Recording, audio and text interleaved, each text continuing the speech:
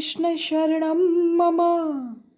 आपका वैरी क्या आपके घर आंगन में आया हो तो क्या आप जय श्री कृष्ण कहेंगे? भागवत की कथा सुन सुनकर जीवन को सुधारो। वैर की शांति निर्वैर से होती है, प्रेम से होती है, वंदना से होती है। वही वैष्णव है कि जो वैर का बदला प्रेम से देता है। श्री कृष्ण का अर्थ यह है कि मुझे जो कुछ दिखता है वह सब कृष्णमय है। अश्वत्थामा सोचते हैं कि सचमुच द्रौपदी ही वंदनीय है, मैं वंदनीय नहीं हूँ। अश्वत्थामा कहते हैं, द्रौपदी, लोग जो तुम्हारी प्रशंसा करते हैं वह बहुत कम है। तुम वैर का बदला प्रेम से देती हो। द्रौपदी के गुणों से आज व्यास जी भी तन्मय बने हैं। द्रौपदी को उद्देश्य कर कहते हैं, वाम स्वभाव, कोमल स्वभाव वाली, सुंदर स्वभाव वाली। जिसका स्वभाव अति सुंदर हो वही श्री भगवान का प्यारा है। शरीर जिसका सुंदर हो वह ठाकुर जी को सर्वदा प्रिय नहीं लगता है, परंतु जिसका स्वभाव सुंदर है वह ठाकुर जी को सर्वदा प्रिय लगता है। स्वभाव सुंदर कब बनता है? अपकार का बदला भी उपकार में देंगे तब। द्रौपदी बोल उठी कि उनको छोड़ दो, उन्हें मारो नहीं, वे गुरुपुत्र हैं। जो विद्या गुरु द्रोणाचार्य ने अपने पुत्र को नहीं दी वह आपको दी है। क्या आप यह सब भूल गए हैं? ब्राह्मण परमात्मा का स्वरूप है। गाय लूली लंगड़ी बांझ हो तो भी गाय को शकुन मानते हैं, भैंस का शकुन कभी नहीं मानते हैं। गाय और ब्राह्मण माननीय हैं। द्रौपदी तो दया का स्वरूप है। दया रूप द्रौपदी के साथ जब तक हृदय शादी न करे तब तक श्री कृष्ण उसके सारथी नहीं बनते। अर्जुन जीवात्मा गुणाकेश और श्री कृष्ण ऋषिकेश है। यह जोड़ी तो इस शरीर रूपी रथ में बैठी है। इंद्र रूपी घोड़ों का रथ प्रभु को सौंपेंगे तो कल्याण होगा। इंद्रियों के स्वामी श्री कृष्ण हैं। ऋषिकेश युधिष्ठिर यही धर्म है, भीम यही बल है, सहदेव नकुल यही बुद्धि और ज्ञान है। इन चारों गुणों वाला जीव या अर्जुन है। ये गुण कब शोभायमान होते हैं कि जब द्रौपदी दया उनकी पत्नी बनती है। जीव दया द्रौपदी के साथ विवाह करता है तभी। द्रौपदी कब कैसे मिले? जब धर्म को बड़ा माने तभी। परमात्मा सारथी भी तब बनता है और उसी का होता है कि जो धर्म को बड़ा मानता है। आज तो लोग धर्म को बड़ा नहीं मानते हैं, धन को बड़ा मानते हैं। इसी कारण संयम और सदाचार जीवन में से निकल गए हैं। मानव जीवन का धन मुख्य नहीं है, धर्म मुख्य है। धन धर्म की मर्यादा में रहकर ही प्राप्त करना चाहिए। आपको कोई कार्य करना हो तो पहले धर्म से पूछो कि यह कर्म करने से मुझे पाप तो नहीं लगेगा। आप अर्जुन जैसा जीवन गुजारोगे तो भगवान आपका सारथी बनेगा। द्रौपदी ने अश्वत्थामा को बचाया और अर्जुन को कहा, उनको मार भी देंगे तो भी मेरे 5 पुत्रों में से एक भी वापस नहीं आएगा। परंतु अश्वत्थामा को मारने से उनकी माता गौतमी को अति दुख होगा। मैं अभी सधवा हूँ। अश्वत्थामा की माँ विधवा है। वह पति की मृत्यु के बाद पुत्र के आश्वासन पर जीती है। वह जब रोएगी तो मैं नहीं देख सकूंगी। किसी का आशीर्वाद नहीं ले तो कुछ नहीं, मगर किसी की ठंडी सांस नहीं लेना। श्री कृष्ण शरणम मम। कोई ठंडी सांस दे ऐसा कोई कर्म नहीं करना चाहिए। जगत में दूसरों को रुलाना नहीं, आप रो लेना। रोने से पाप जलता है। रोने से एक दिन परमात्मा सुनता है, कृपा करता है। रोने से सुखी हुआ जा सकता है। भीम अर्जुन से कहते हैं, ऐसे बाल हत्यारे पर भी दया होती है क्या? तुम्हारी प्रतिज्ञा कहाँ गई? द्रौपदी बार बार कहती है, मारना नहीं। अब अर्जुन सोच में पड़ गए। श्री कृष्ण ने आज्ञा दी कि द्रौपदी जो कह रही है बराबर है। द्रौपदी के दिल में दया है। भीमसेन जी कहते हैं कि मनुस्मृति में कहा है, आतताई को मारने में पाप नहीं। धन प्रमाण से भी आतताई को, अश्वत्थामा को मारने में पाप नहीं। श्री कृष्ण भी मनुस्मृति को मान्य रखकर उत्तर देते हैं कि ब्राह्मण का अपमान यह भी उसकी मृत्यु के बराबर है। अतः अश्वत्थामा को मारने की जरूरत नहीं है, उसका अपमान करके निकाल दो। अश्वत्थामा का मस्तक नहीं काटा, परंतु उसके माथे में जन्म सिद्ध मणि थी, वह निकाल दी। अश्वत्थामा तेजहीन हो गए।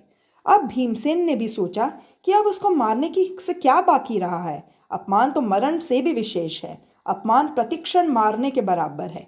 अश्वत्थामा ने सोचा, इससे तो मुझे मार ही दिया होता तो अच्छा था। सुखदेव जी सावधान करते हैं कि हे राजन, अश्वत्थामा ने सोचा कि पांडवों ने मेरा अपमान किया है, मैं इसका बदला लूंगा, अपना पराक्रम दिखाऊंगा। उत्तरा के पेट में गर्भ है और वह पांडवों का उत्तराधिकारी है। उसका नाश होने पर पांडवों के वंश का नाश होगा। यह सोचकर उसने उस गर्भ पर ब्रह्मास्त्र छोड़ा। उत्तरा व्याकुल हुई है। हरि स्मरण, हरि आश्रय लेते हैं तो भगवान मार्ग दिखाते हैं। ईश्वर स्मरण बार बार किया जाए तो भाव शुद्ध होते हैं। ब्रह्मास्त्र उत्तरा के शरीर को जलाने लगा। उत्तरा दौड़ती हुई श्री कृष्ण के पास आई है। श्री कृष्ण उत्तरा के गर्भ में जाकर परीक्षित का रक्षण करते हैं। जीव मात्र परीक्षित है। सबके गर्भ में कौन रक्षा करता है? जीव मात्र का रक्षण गर्भ में ईश्वर करता है। बाहर आने पर भी जीवमात्र की रक्षा भगवान ही करता है। जीवमात्र परीक्षित जैसे हैं। भगवान उत्तरा के गर्भ वाले परीक्षित का रक्षण करते हैं। उतना ही नहीं, वे तो जीवमात्र का रक्षण करते हैं। गर्भ में तो जीवात्मा हाथ जोड़कर भगवान को सतत नमन करता है और बाहर आने के बाद दोनों हाथ छूट जाने से उसका नमन भी छूट जाता है। प्रभु को वह भूल जाता है। गर्भावस्था में जीव की रक्षा परमात्मा करता है। बाल्यावस्था में भी जीवन की रक्षा परमात्मा ही करता है। यह तो युवा अवस्था में मानव होश भूलता है और अकड़ कर चलता है और कहता है कि मैं धर्म को नहीं मानता, ईश्वर को नहीं मानता। द्रौपदी ने उत्तरा को सीख दी थी कि जीवन में दुख का प्रसंग आने पर ठाकुर जी के चरणों का आश्रय लेना, दुख के प्रसंग के समय श्री कृष्ण की शरण में जाना। कन्हैया दयामय है, वह तेरी अवश्य सहायता करेगा। श्री कृष्ण शरणम मम।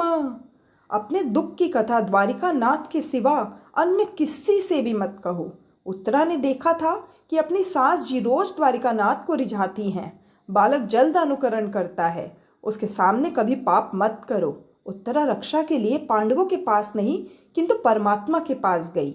माता के पेट में ही परीक्षित को परमात्मा के दर्शन हुए थे, अतः वे उत्तम श्रोता है। भगवान किसी के गर्भ में नहीं जाते। परमात्मा की लीला अप्राकृत है। देवकी के पेट में प्रभु गए नहीं थे। देवकी को भ्रांति कराया था कि वे पेट में गए थे, किंतु आज जरूरत आ पड़ी है। आज भक्त की रक्षा करनी थी, सो परमात्मा ने गर्भ में जाकर रक्षा की। परम आश्चर्य हुआ है। श्री कृष्ण ने सुदर्शन चक्र से ब्रह्मास्त्र का निवारण किया। परीक्षित की रक्षा करने के बाद वे द्वारिका पधारने को तैयार हुए। कुंती मर्यादा भक्ति है, साधन भक्ति है। यशोदा पुष्टि भक्ति है। यशोदा का सारा व्यवहार भक्ति रूप था। प्रेम लक्षणा भक्ति में व्यवहार और भक्ति में भेद नहीं रहता। वैष्णव की सारी क्रियाएं भक्ति ही बन जाती है।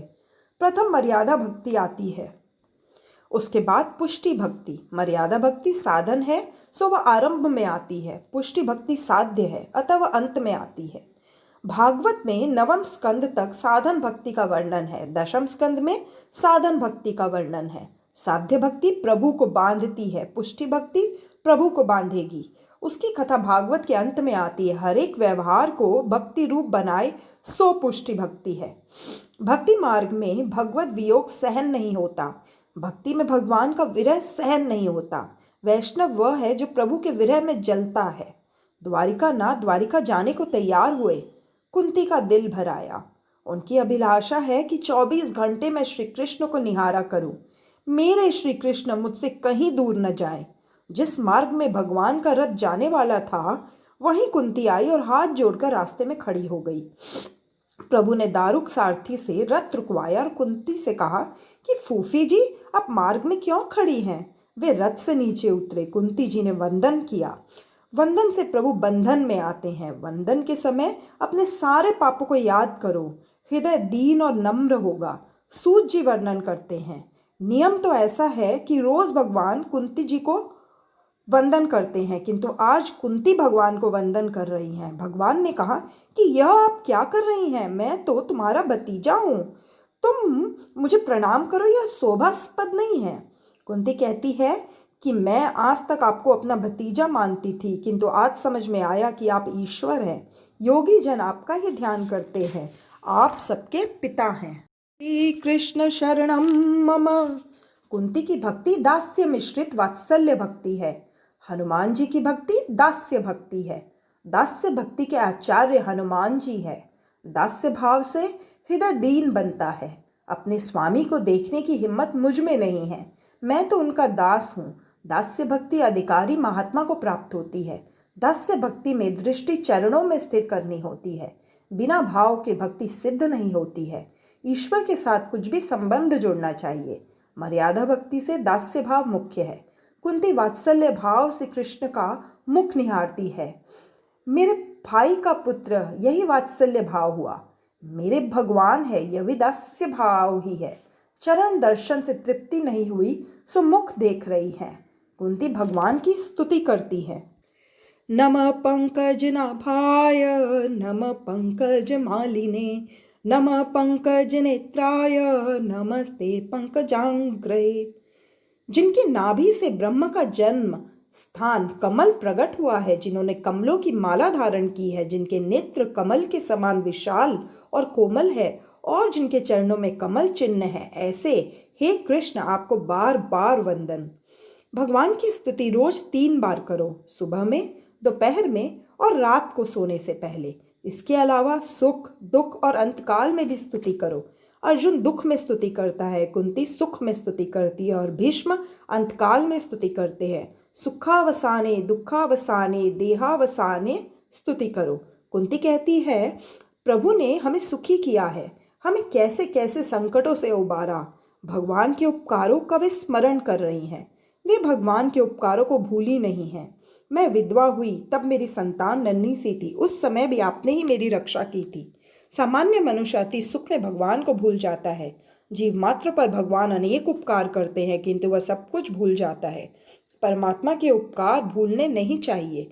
हम जब बीमारी से अच्छे होते हैं तो अमुक औषधि से बीमारी टली ऐसा मानते हैं, डॉक्टर ने हमें बचाया ऐसा मानते हैं, किंतु भगवान ने ही बचाया है ऐसा नहीं मानते। भगवान का उपकार नहीं मानते हैं। विचार करो कि डॉक्टर की दवाई और इंजेक्शन में बचाने की शक्ति कुछ है भी क्या? ना ना, बचाने वाला तो कोई और ही है। डॉक्टर के पास जो बचाने की शक्ति होती तो उसके घर से कभी अंतिम यात्रा निकलती ही नहीं। बिना जल के नदी की शोभा नहीं है, प्राण के बिना शरीर नहीं शोभा देता। कुमकुम का टीका न हो तो सौभाग्यवती स्त्री नहीं सुहाती। इसी प्रकार पांडव भी आपके बिना नहीं सुहाते। नाथ, आपसे ही हम सुखी हैं। गोपी गीत में गोपियां भी भगवान के उपकार का स्मरण करती हैं। गोपियां कहती हैं, विष जलाप्ययाद ब्यालराक्षसाद वर्ष मारुताद विद्युतानलाद। यमुना जी के विस्मय जल से होने वाली मृत्यु से, अजगर के रूप में खा जाने वाले अगसुर से, इंद्र की वर्षा, आंधी, बिजली, दावानल आदि से आपने हमारी रक्षा की है। श्री कृष्ण शरणम मम। कुंती जी याद करती है कि जब भीम को दुर्योधन ने विष मिश्रित लड्डू खिलाए थे, उस समय भी आपने ही उसकी रक्षा की थी। लाक्षागृह से भी हमें बचाया। आपके उपकार अनंत है, उसका बदला हम कभी नहीं चुका सकते। मेरी द्रौपदी को दुशासन सभा में खींच लाया। उस समय दुर्योधन ने कहा कि द्रौपदी अब अपनी दासी है, उसे निर्वस्त्र करो। दुशासन वस्त्र खींचने लगा, किंतु भगवान जिसे ढकता है उसे कौन उखाड़ सकता है। दुशासन थक गया। लोग भी आश्चर्य में डूब गए। सब सोचने लगे, सारी बीच नारी है कि नारी बीच सारी है, सारी की ही नारी है कि नारी की ही सारी। जीव ईश्वर को कुछ भी नहीं दे सकता। जगत का सब कुछ ईश्वर का ही है। भगवान कहते हैं कि मेरा है वही मुझे देने में क्या बड़ी बात हुई। रोज 3 बार भगवान की प्रार्थना करो कि हे नाथ, मैं आपका हूँ, मुझ पर आपके अनंत उपकार हैं। कुंती कहती है कि आपके उपकार का बदला मैं किस तरह चुकाऊंगी। मैं आपको बार बार वंदन करती हूँ। नाथ, हमारा त्याग न करो। आप द्वारिका जा रहे हैं, किंतु एक वरदान मांगने की मेरी इच्छा है। वरदान देकर आप चाहे चले जाइए। कुंती सा वर कभी दुनिया में आज तक किसी ने मांगा नहीं है और मांगेगा भी नहीं। विपद संतु न शाश्वत तत्र तत्र जगद्गुरो भवतो दर्शना यत् स्याद पुनर्भव दर्शनम। हे जगद्गुरु, हमारे जीवन में प्रतिक्षण विपदा आती रहे, क्योंकि विपदा अवस्था में ही निश्चित रूप से आपके दर्शन होते रहते हैं और आपके होने पर जन्म मृत्यु के फेरे टल जाते हैं। दुख में ही मनुष्य को सयानापन आता है। दुख में ही प्रभु के पास जाने का मन होता है। विपत्ति में ही उसका स्मरण होता है। सो विपत्ति ही सच्ची संपत्ति है। मनुष्य में प्रभु के बिना चैन आता है, क्योंकि वह भक्ति रस को समझा नहीं है।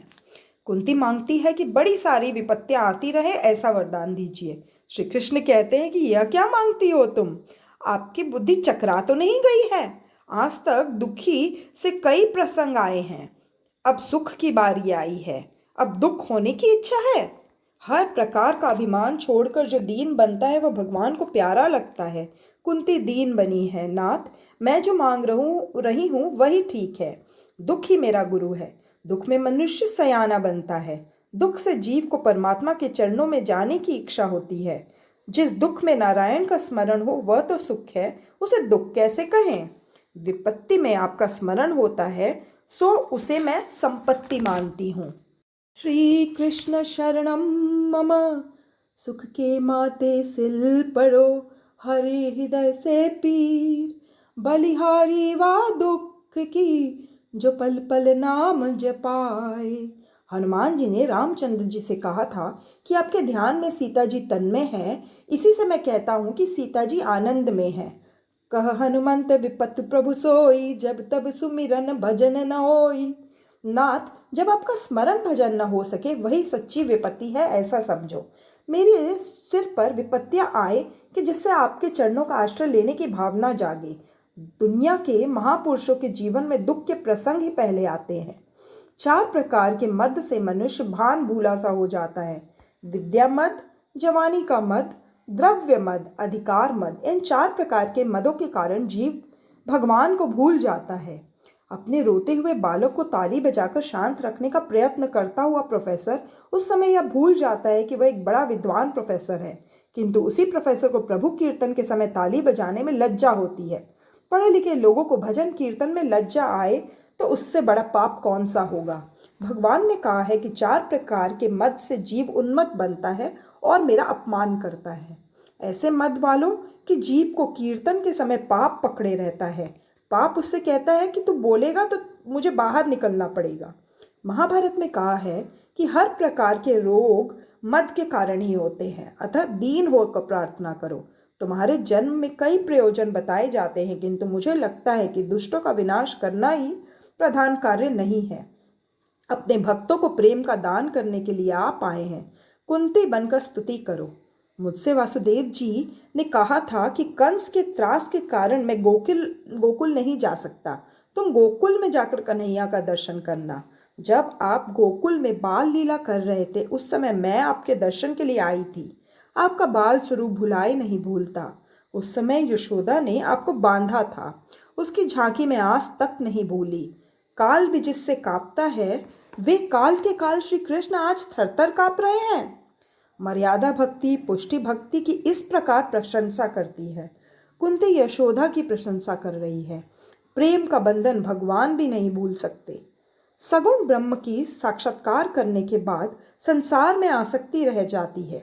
सगुण स्वरूप और निर्गुण स्वरूप दोनों का आराधन करे उसी की भक्ति सिद्ध होती है। स्नेह पाश मिमम छिंदी, स्वजनों के साथ जुड़ी हुई स्नेह की दृढ़ रस्सी को आप तोड़ दें।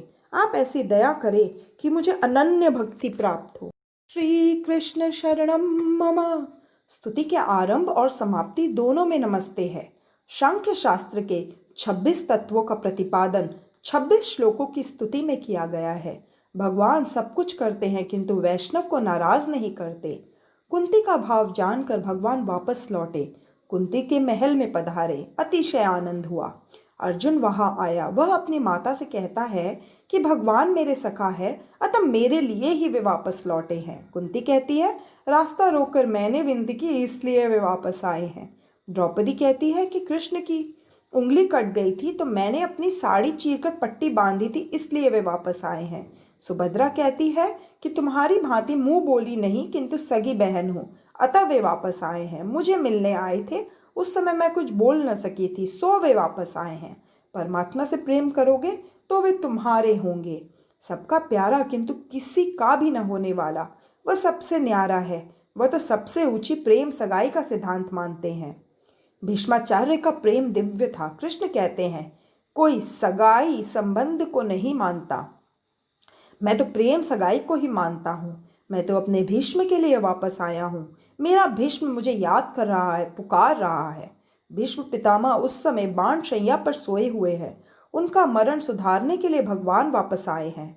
महात्माओं की मृत्यु मंगलमय होती है। संतों का जन्म अपनी तरह सामान्य ही होता है, अतः संतों की जन्म तिथि पर उत्सव नहीं मनाया जाता, किंतु संतों की मृत्यु मंगलमय होती है, पुण्यमय होती है, अतः उनकी पुण्यतिथि मृत्यु तिथि मनाई जाती है। भीष्म पितामह की मृत्यु किस प्रकार होगी, उसे देखने के लिए बड़े बड़े संत और ऋषि मुनि वहां पधारे हैं।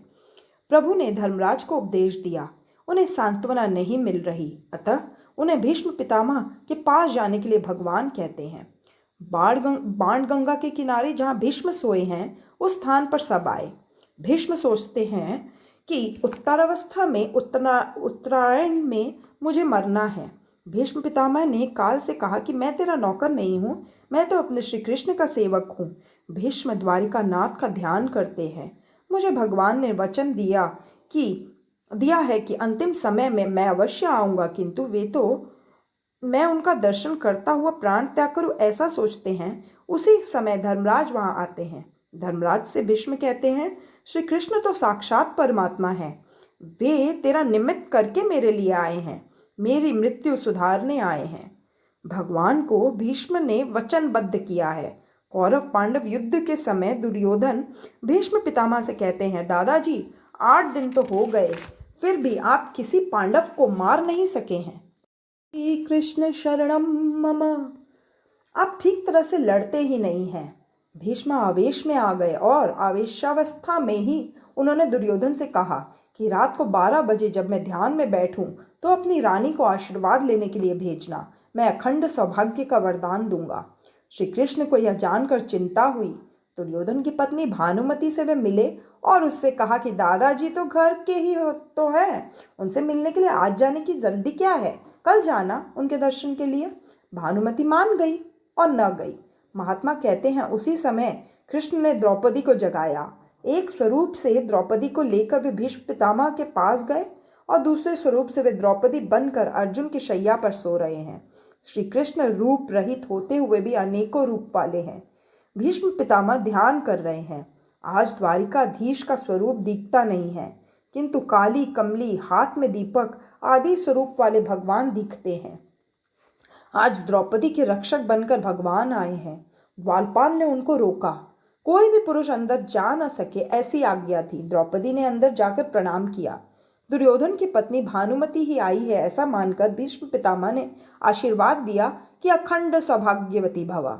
द्रौपदी ने पूछा, दादाजी आपका आशीर्वाद सच होगा। भीष्म ने पूछा कि देवी तू कौन है? द्रौपदी ने उत्तर दिया कि मैं पांडव पत्नी द्रौपदी हूँ। भीष्म पितामह ने कहा कि मैंने तुझे आशीर्वाद दिए हैं तो सच ही होंगे। पांडवों को मारने की प्रतिज्ञा मैंने आवेशवश की है, सच्चे हृदय से नहीं। तुझे सच्चे हृदय से आशीर्वाद दिए हैं, वे सच ही होंगे। किंतु मुझे तू यह तो बता कि तू अकेली यहाँ कैसे आई? तुझे द्वारकानाथ के सिवा और कौन लाया होगा? भीष्म पितामह दौड़ते हुए बाहर आए। श्री कृष्ण जी को उन्होंने कहा कि आज तो मैं आपका ध्यान करता हूँ, किंतु अंतकाल में आपका स्मरण न जाने रहेगा या नहीं। प्राण प्रयाण के समय वात पित्त आदि के प्रकोप से गला रूंध जाएगा, तो वैसे समय में आपका स्मरण कैसे होगा? सो अंत समय में मेरी लाज रखने को पधारिएगा। अंत काल में भयंकर स्थिति होगी, उस समय मुझे लेने के लिए आइएगा। उस समय श्री कृष्ण ने भीष्म पितामह को वचन दिया कि मैं अवश्य आऊँगा। उनको दिए गए वचन का पालन करने द्वारकानाथ पधारे थे। प्रभु से रोज प्रार्थना करो कि मेरी मृत्यु के समय ज़रूर आना। शरीर ठीक हो तो ध्यान जप हो सकता है, अंतकाल में दुख से देहानुसंधान होता है, जिससे परमात्मा का ध्यान करना कठिन है। भीष्म पितामह श्री कृष्ण की स्तुति करते हैं, नाथ कृपा करो, जैसे खड़े हैं वैसे ही रहना। सदेव देवो भगवान प्रतीक्षतां कलेवरम यावदिदं हिनोम्यहम्। कृष्ण सोचते हैं कि मुझे बैठने के लिए भी नहीं कहा। पुंडलीक की सेवा मुझे याद आती है। तुकाराम ने प्रेम से एक बार पुंडलीक को उल्हाना दिया था कि मेरे विट्ठल नाथ तेरे द्वार पर आए तो तूने उनकी कदर न की। श्री कृष्ण शरणम मम, मेरे प्रभु को तूने आसन भी नहीं दिया। रोज रोज प्रभु से प्रार्थना करो कि मेरी मृत्यु को सुधारने के लिए आना। शरीर में जब शक्ति है तो खूब भक्ति करो और प्रभु को मनाओ। श्री कृष्ण कहते हैं, दादाजी इन धर्मराज को लगता है कि मैंने ही सबको मारा है। मेरे कारण ही सबका सर्वनाश हो गया। उन्हें शांति मिले ऐसा उपदेश आप करें। भीष्म पितामह कहते हैं, रुकिए, धर्मराज की शंका का निवारण मैं बाद में करूंगा। मेरी एक शंका का समाधान पहले करे। मेरे एक प्रश्न का पहले उत्तर दे। मेरा जीवन निष्पाप है, मेरा मन पवित्र है, मेरा तन भी पवित्र है, मेरी इंद्रियां भी शुद्ध है। मैं उनसे यह बात कर रहा हूँ जो मन की बातें भी जानते हैं। भीष्म कहते हैं कि मैंने पाप किया ही नहीं है, तो फिर मुझे यह दंड क्यों मिल रहा है? मुझे बाण शैया पर क्यों सोना पड़ा? मुझे अतिशय वेदना क्यों होती है? मैं निष्पाप हूँ, फिर भी मुझे क्यों सजा देते हैं? भगवान कहते हैं, दादाजी, आपने कोई पाप नहीं किया है, यह सच है। इसी कारण से तो मैं आपसे मिलने के लिए आया हूँ। आपने स्वयं कोई पाप नहीं किया, फिर भी आपने अपनी आंखों से पाप होता हुआ देखा है। आपने जो पाप देखा उसी की यह सज़ा है। कोई पाप करे उसे देखना भी पाप है। किसी के पाप का विचार करना भी पाप है। किसी का पाप देखना नहीं, सुनना भी नहीं और किसी से कहना भी नहीं। भीष्म कहते हैं कि वह पाप मुझे याद नहीं आ रहा है। मैंने कौन सा पाप देखा है? कृष्ण कहते हैं कि दादाजी, आप भूल गए होंगे, किंतु मैं तो नहीं भूला। मैं ईश्वर हूँ, मुझे तो सब कुछ याद रखना ही पड़ता है। याद करें दादाजी कि एक बार जब आप सभा में बैठे थे, वहां दुशासन द्रौपदी को ले गया था। आप उस समय वही थे। द्रौपदी ने कहा था कि द्यूत में सब कुछ हारा हुआ पति अपनी पत्नी को दाव पर लगा नहीं सकता। दुर्योधन ने कहा था कि अब द्रौपदी दासी बनी है, उसे निर्वस्त्र करो। उस समय द्रौपदी ने आपसे कहा था कि हारे हुए पति को अपनी स्त्री दाव पर लगाने का अधिकार नहीं है। दादाजी, आप न्याय करें कि मैं जीता हूँ या अजीता। उस समय आपने कहा था कि दुर्योधन का अन्न ग्रहण करने से मेरी बुद्धि कुंठित हो गई है और आप चुप रह गए। ऐसा घोर पाप सभा में हो रहा हो और आप उसे देखते रहे, या आप जैसे ज्ञानी को शोभा नहीं देता। द्रौपदी का अपमान आप सभागृह में देखते रहे। द्रौपदी को तो आशा थी कि आप जैसे ज्ञानी सभा में हैं तो वे न्याय करेंगे ही। आपने उस समय द्विधावश होकर अन्याय को रोका नहीं। अतः निराश होकर द्रौपदी ने पुकारा, हे कृष्ण, द्वारिका वासिन क्वासी यादव नंदन कौरवे परिभूताम माम किम न जानासि केशव।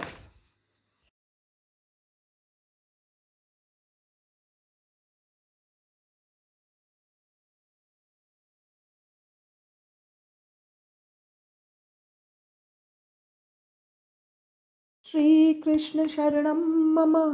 द्रौपदी की पुकार सुनकर मैं वहां गुप्त रूप से आया था। मैंने सब कुछ देखा। दुशासन द्रौपदी की साड़ी खींच रहा था और आप केवल देखते हुए बैठे थे। सभा में हो रहे अन्याय को आपने चुपचाप होने दिया। इसी पाप का आपको यह दंड मिल रहा है। भीष्म पितामह ने नमन किया। उन्होंने फिर धर्मराज को उपदेश दिया। स्त्री धर्म, आपद धर्म, राजधर्म, मोक्ष धर्म आदि समस्याओं का महाभारत के शांति पर्व में बोध है और फिर परधर्म बताया। युधिष्ठिर ने पूछा कि सभी धर्मों में से कौन से धर्म को आप श्रेष्ठ मानते हैं? किससे जप करने से जीव जन्म मरण रूपी संसारिक बंधन से मुक्त होता है?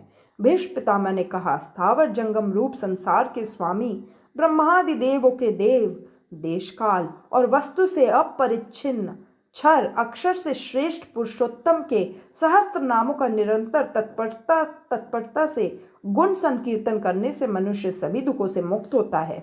विष्णु सहस्त्र नाम का पाठ करना ही पराधर्म है। शिव महिम और विष्णु सहस्त्र नाम का रोज पाठ करो। शिव जी की स्तुति करने से ज्ञान मिलता है।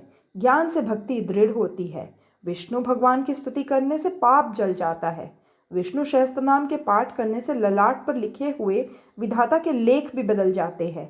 जन्म मरण के बंधन से जीव को वह मुक्त करता है। भगवान शंकराचार्य को विष्णु सहस्त्र नाम का पाठ बहुत प्रिय था। उन्होंने सबसे पहले विष्णु सहस्त्र नाम पर ही भाष्य लिखा है। उनका अंतिम ग्रंथ है ब्रह्मसूत्र का भाष्य, शांकर भाष्य, और फिर उन्होंने कलम छोड़ दी। विष्णु सहस्त्र नाम का पाठ रोज 2 बार करो। 12 वर्ष तक ऐसा करने से अवश्य फल मिलेगा। एक बार रात को सोने से पहले पाठ करो। इसमें दिव्य शक्ति है। ललाट पर लिखे गए लेखों को मिटाने और बदलने की शक्ति इसमें है। गरीब आदमी विष्णु याग कैसे कर सकता है? परंतु वह विष्णु सहस्त्रनाम का 15,000 पाठ करे तो उसे एक विष्णु याग का पुण्य मिलता है। भोजन की भांति भजन का भी नियम होना चाहिए। 12 वर्ष तक नियम पूर्वक सत्कर्म करो, फिर अनुभव होगा।